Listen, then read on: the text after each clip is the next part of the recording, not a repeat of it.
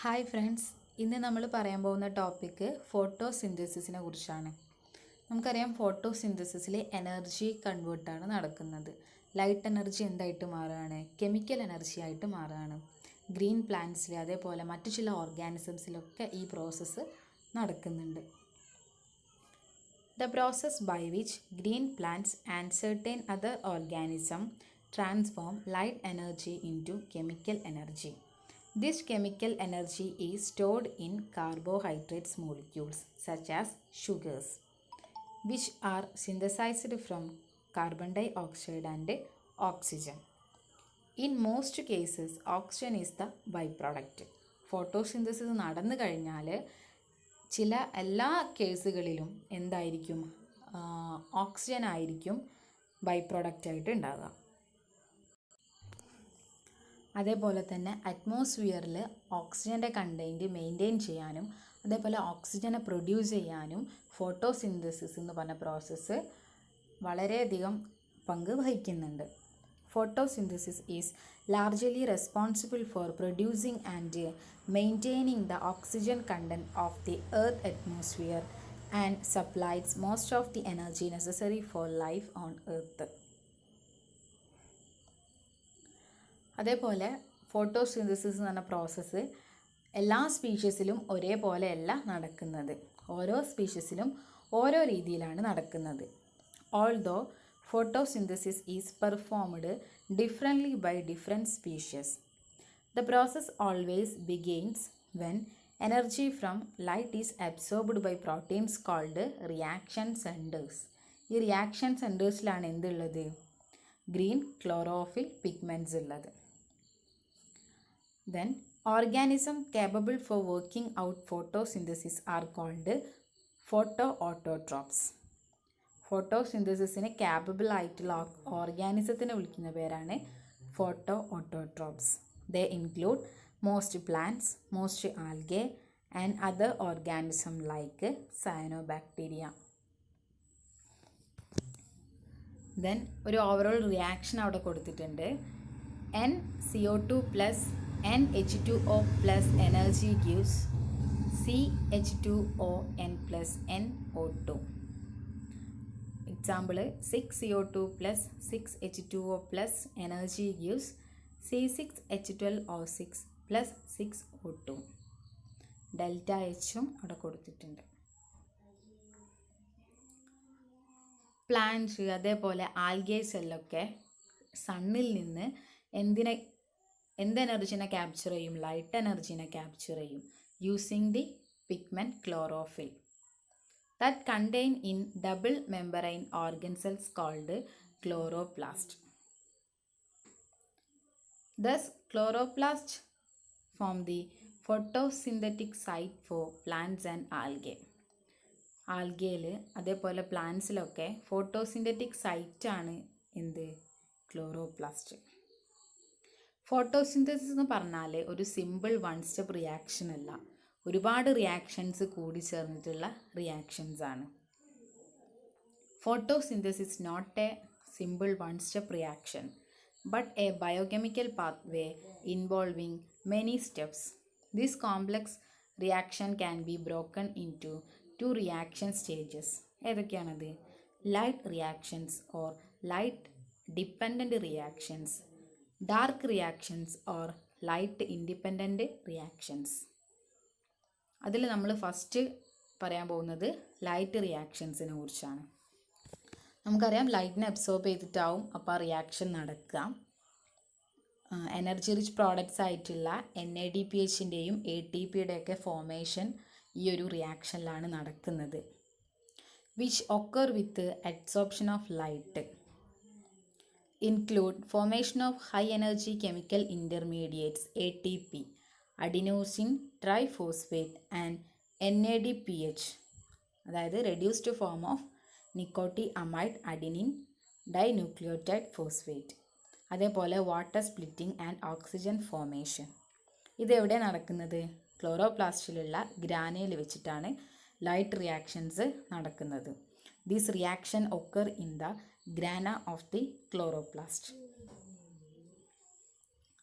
അതേപോലെ ATP NADPH ഒക്കെ energy carriers ആണ്. ഡാർക്ക് റിയാക്ഷനിലേക്ക് ആവശ്യമായിട്ടുള്ള എനർജി ആര് ക്യാരി ചെയ്യും? ATP അതേപോലെ NADPH. ATP and NADPH are energy carriers. They carry energy to the second part of the photosynthesis known as dark reaction. അപ്പോൾ ഇനി നമ്മൾ പറയുന്നത് ഡാർക്ക് റിയാക്ഷനെ കുറിച്ചാണ്. ഡാർക്ക് റിയാക്ഷൻ നമുക്കറിയാം, ലൈറ്റ് വേണ്ട. ഇതെവിടെ നടക്കുന്നത്? ക്ലോറോപ്ലാസ്റ്റിലുള്ള സ്ട്രോമയിൽ വെച്ചിട്ടാണ് നടക്കുന്നത്. ഫ്ലൂയിഡ് ഫീൽഡ് സ്പേസ് ക്ലോറോപ്ലാസ്റ്റിലുള്ള. The light independent reactions occur in the fluid filled space of the chloroplast called stroma. Do not need light. The light independent reactions are connectively known as Calvin cycle. ഇനി നമ്മൾ Calvin സൈക്കിളിനെ കുറിച്ചിട്ടാണ് പറയുന്നത്. Involve the utilization of energy rich products ATP and NADPH of the light reactions. Carbon dioxide into carbohydrates in Calvin cycle. Calvin സൈക്കിളിൽ പ്രധാനമായിട്ട് 3 സ്റ്റെപ്പാണ് പറയുന്നത്. First one, carboxylation of ribulose bisphosphate. Then second one, reduction of glycerate 3-phosphate. And third one, regeneration of ribulose bisphosphate. ഇതിൽ first പറയുന്നത് carbon fixation. The Calvin cycle begins with a 5C carbon compound called RUBP, അതായത് ribulose bisphosphate. അതായത് ഒരു RUBP എന്ന് പറഞ്ഞാൽ അതിൽ 5 carbon compound ഉണ്ടാവും, 5 carbon ഉണ്ടാകും. CO2 എന്ന് പറഞ്ഞാൽ ഒരു സിംഗിൾ കാർബണേ നമുക്ക് കാണാൻ കഴിയുള്ളൂ. An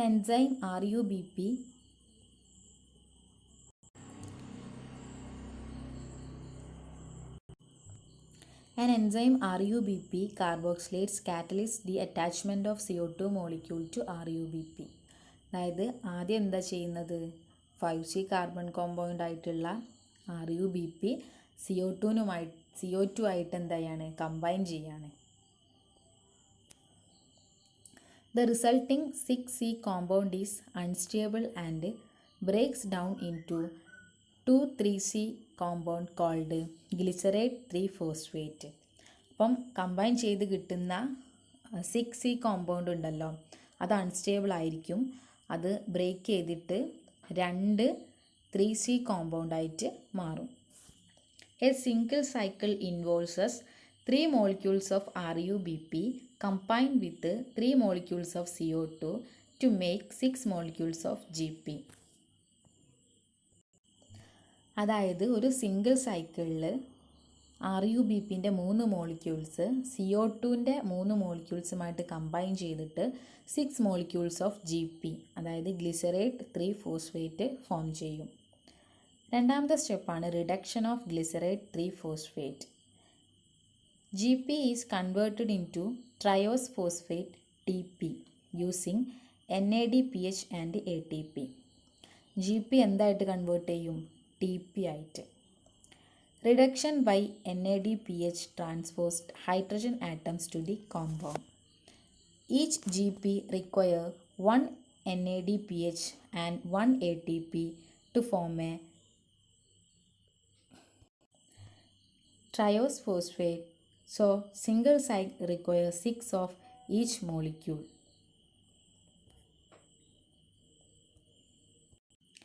Then regeneration of RUBP. അവിടെ RUBPൻ്റെ റീജനറേഷനാണ് നടക്കുന്നത്.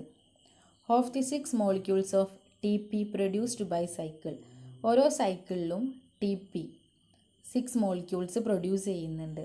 Hence 2 cycles are required to produce a single glucose monomer and more to produce polysaccharides like starch. നമുക്കറിയാം ഗ്ലൂക്കോസ് എന്ന് പറഞ്ഞാൽ C6H12O6 ആണ്. അതായത് ഒരു മോളിക്യൂൾ ഗ്ലൂക്കോസ് ഉണ്ടാവണമെന്നുണ്ടെങ്കിൽ 6 കാർബൺ വേണം. അങ്ങനെയാണെങ്കിൽ ഇവിടെ 2 സൈക്കിൾ കംപ്ലീറ്റ് ചെയ്യണം, എന്നാൽ നമുക്ക് ഒരു മോളിക്യൂൾ ഓഫ് ഗ്ലൂക്കോസ് കിട്ടുള്ളൂ. The remaining 6 DP of molecules are recombined to generate stocks of RUBP. ബാക്കി വരുന്ന 5 TP എന്ത് ചെയ്യും? റീജനറേറ്റ് ചെയ്യും. The regeneration of RUBP require energy derived from hydrolysis of ATP. ATPൻ്റെ ഹൈഡ്രോളിസിസ് കാരണമാണ് ഇവിടെ എന്ത് നടക്കുന്നത്, ഇതിന് ആവശ്യമായിട്ടുള്ള എനർജി കിട്ടുന്നത്. അപ്പോൾ ലാസ്റ്റ് സ്റ്റെപ്പ് എന്ന് പറഞ്ഞാൽ RUBPൻ്റെ റീജനറേഷനാണ്. അപ്പോൾ ഇത്രയുമാണ് എൻ്റെ ടോപ്പിക്ക്. So thank you.